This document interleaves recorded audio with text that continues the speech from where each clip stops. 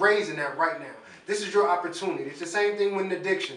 If you're treating somebody going through an addiction a particular way, who would you want to meet on the street? So you would want somebody to treat you with respect, and the only way you can do that is going to have to be some tough love. Tough love.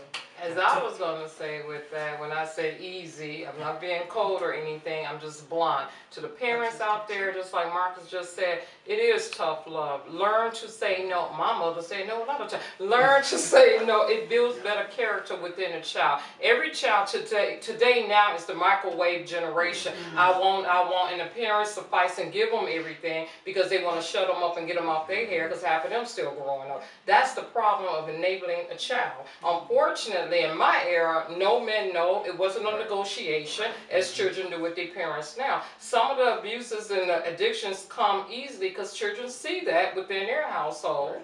And they could do it, and they get away with it, and nothing happened. No one helped them. Or every person that goes through something, oh, I could beat this. You can't beat it alone.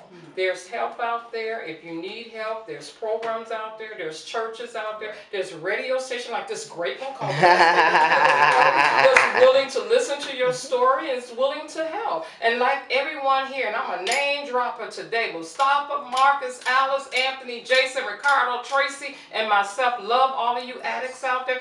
I'm a shopaholic addict. So I mean, come on, I'm in it too. And I'm not making light of anything. We in it together. These were some strong testimonies today when a brother get on the radio station and shares his soul of him being molested. That says a lot. When another brother get on the station, and as young as they are, and very good people in the society, and say he's an alcoholic and still struggling with something. When you have doctors and you have other people on here in this radio program telling us that we're here to help you and offering you these programs, that's time to wake up, America. At least Chicago or Indiana, wake up.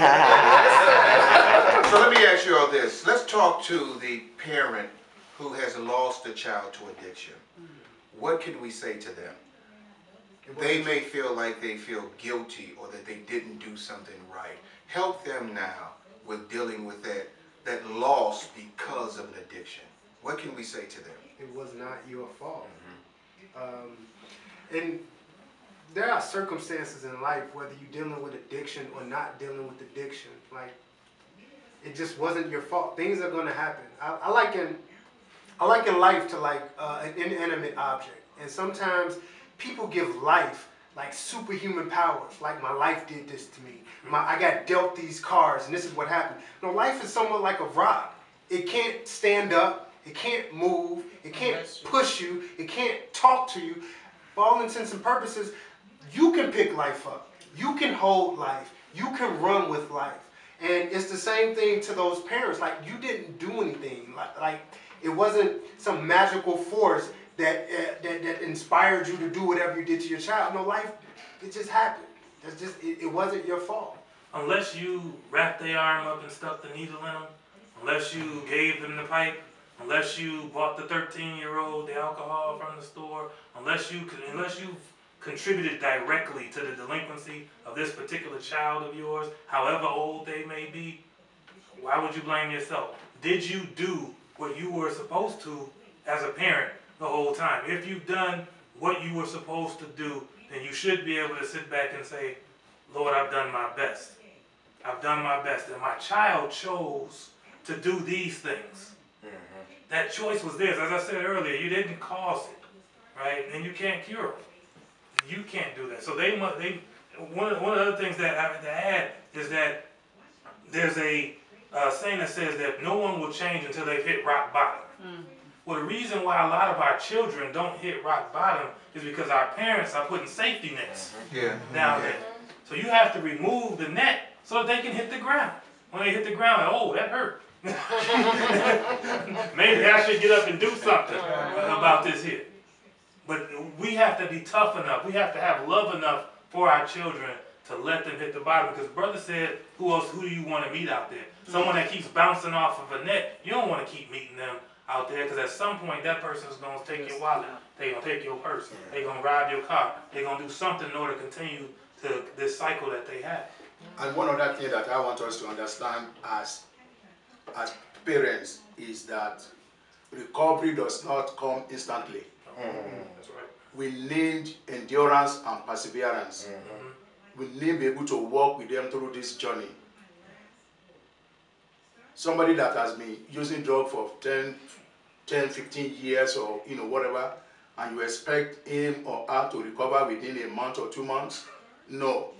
So we need to stay with them. We need to lift them up. As they are going, gradually they will start to understand what they have done and what. But it's also a process. See, to go from where you were to where you're trying to get to is that we're talking about a lifestyle change. We talked about that a little earlier. So in order to change, you've dedicated all of this time that you've been in your addiction to this particular addictive lifestyle. Now, to change that lifestyle, change that habit into a new lifestyle is going to take some effort. Yes. And just by creating new positive things in your life is not going to get rid of those bad things that you were doing. Right? You've got to do both at the same time. Because you got triggers that are happening. Like you're changing what you respond to when you're happy. You're changing what you respond to when you're angry. Because for all intents and purposes, when you're dealing with an addiction, usually when you're angry, you would go to whatever that addiction was. Right. Usually when you're really happy and elated, you would go to what that addiction was. And it's going to be real easy, like to when there's no stimuli, to say like, okay, I'm ready to change. But it's going to be that moment when you're upset or when you're sad, when like, that's going to be the craving. When you start talking about like, every time this used to happen for the last 15 years, this is exactly what I would do, and now I'm not going to allow myself to do that. That's hard. That's really hard. And one most important thing that we always address is that you need to let go those friends out there. There's a saying that it is not in life, it is not where you are going, but who travel with you. You have to let them go.